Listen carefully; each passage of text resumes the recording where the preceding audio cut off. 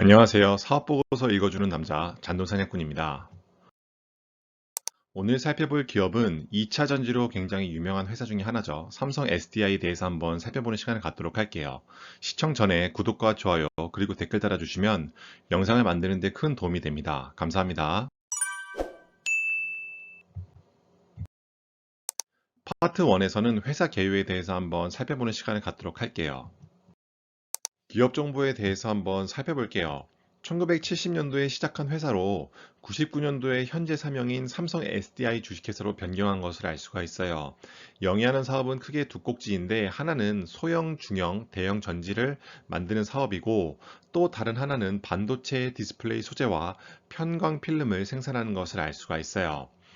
실제로 주주 구성 현황 및 거래량을 살펴보면은 보시는 것처럼 삼성전자 외 특수관계의 5인이 20.54%로 절대 비중을 갖고 가는 것을 알 수가 있고 국민연금공단이 8.54%, 블랙록이 5.01%를 갖고 가는 것을 알 수가 있습니다.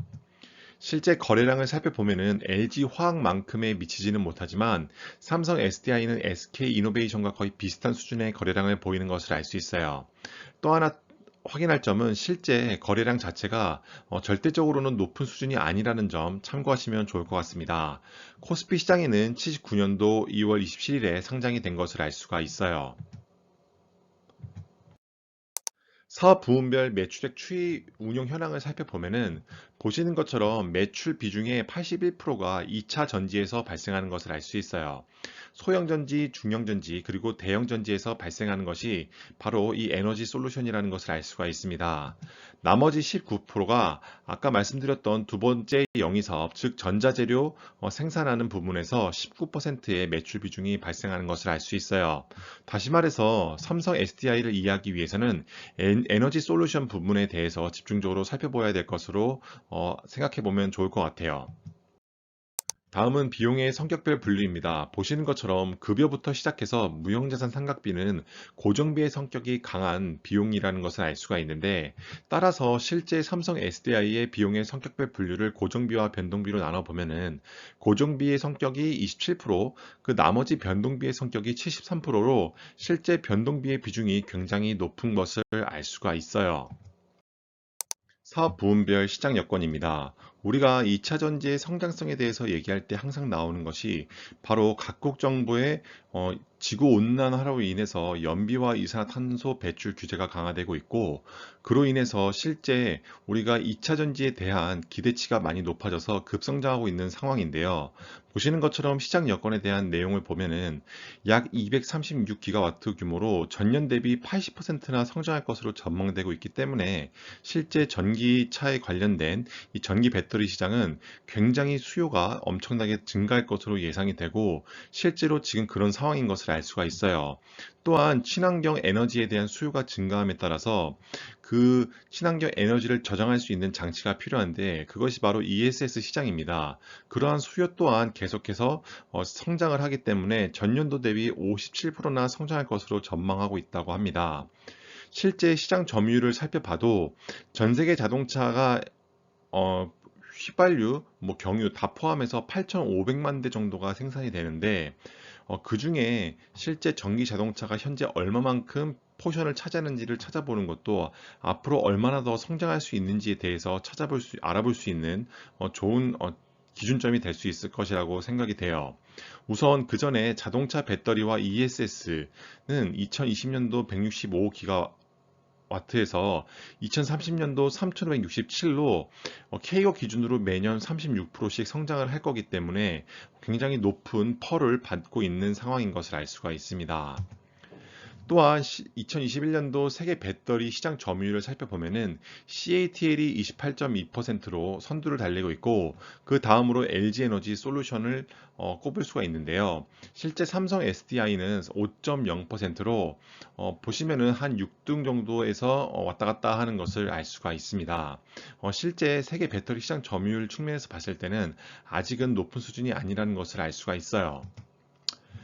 실제 삼성 SDI와 그리고 상위 4사 생산 캐파를 비교해 보면은 보시는 것처럼 삼성 SDI는 계속해서 성장을 하고 있지만 2025년도를 기준으로 살펴봤을 때 가장 높은 것은 여전히 CATL로 예상이 되고 있고 그 다음이 LG에너지 솔루션, 그 다음에 SK온, 다음 마지막으로 삼성 SDI가 되는 것을 알 수 있어요.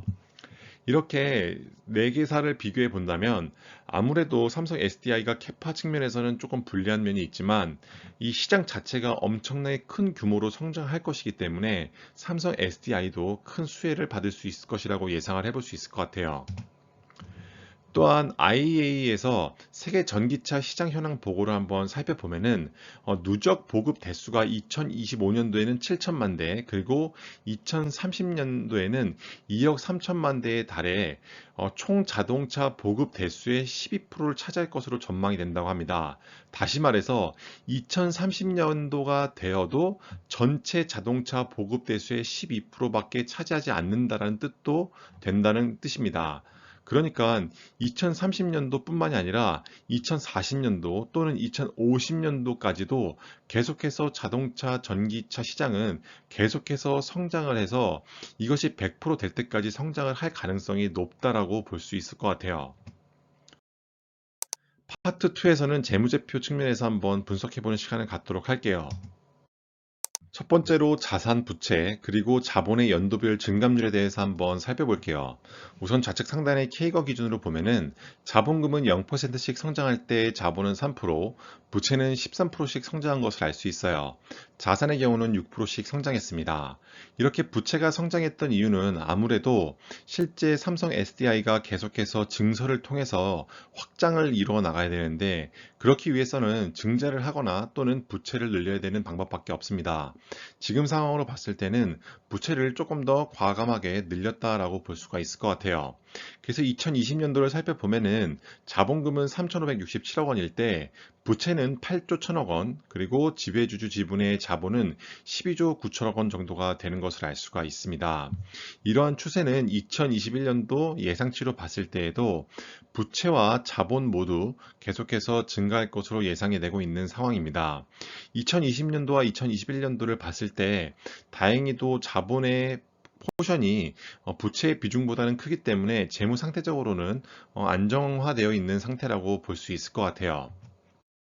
다음은 매출액 및 영업이익률인데요. 보시는 것처럼 2016년도에는 마이너스 17.8%로 실제 사업을 운영하는 측면에서 굉장히 안 좋은 성적을 거둔 것을 알 수 있는데 다행히도 추세적으로 살펴보면은 2018년도에 최고치인 7.8%를 찍고 조금 하향 곡선을 그렸지만 다시 최근 들어서 19년도와 20년도, 21년도에는 다시 반등을 해서 2021년도에는 예상치로 8.9%의 영업이익률이 나올 것으로 예상이 되고 있습니다. 추세적으로 봤을 때는 반등 국면에 있기 때문에 다행이라고 볼 수 있을 것 같아요. K거 기준으로 봤을 때 매출은 매년 18%씩 성장할 때 영업이익은 마이너스에서 시작했기 때문에 이거 K거 기준으로 계산할 수 없다는 점은 참고로 알고 넘어가시면 될 것 같아요. 매출에서 매출채권 비중이 얼마만큼 되는지를 알 수 있는 매출채권 비율인데요. 보시는 것처럼 16년부터 19년도까지 4년 동안에는 18%대의 매출채권 비중을 갖고 가는 것을 알 수 있어요.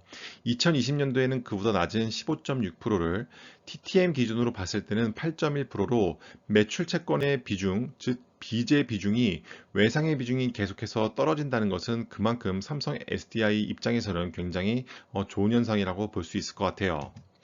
K거 기준으로 살펴봐도 매출액이 증가하는 폭보다 매출채권 및 기타 채권의 증가폭이 낮다는 것도 이러한 그래프의 추이를 설명하는 하나의 자료라고 볼 수 있을 것 같아요. 제품과 서비스를 만들려면 생산시설이 필요한데 유무형 자산의 비중으로 한번 살펴볼게요.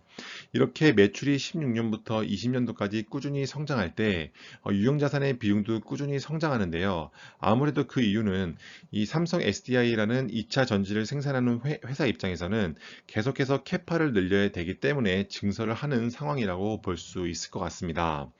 무형자산의 비중은 점차 줄어든 것을 알 수가 있는데요.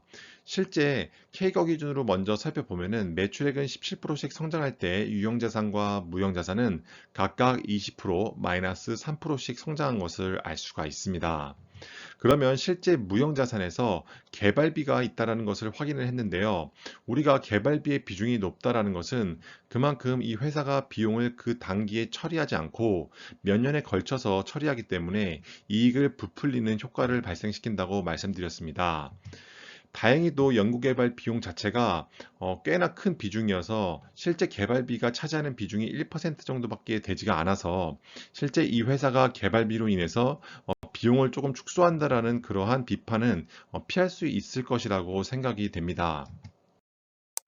2016년부터 TTM 기준으로 손익계산서 항목별 증감률에 대해서 한번 살펴볼게요.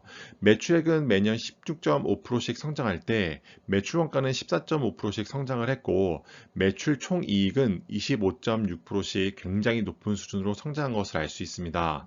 매출 총이익이 25.6%씩 성장할 때 판관비는 2.1%씩 성장했고 그래서 실제 매출 총이익에서 판관비를 뺀 영업이익은 굉장히 좋은 성적으로 성장한 것을 알 수 있어요.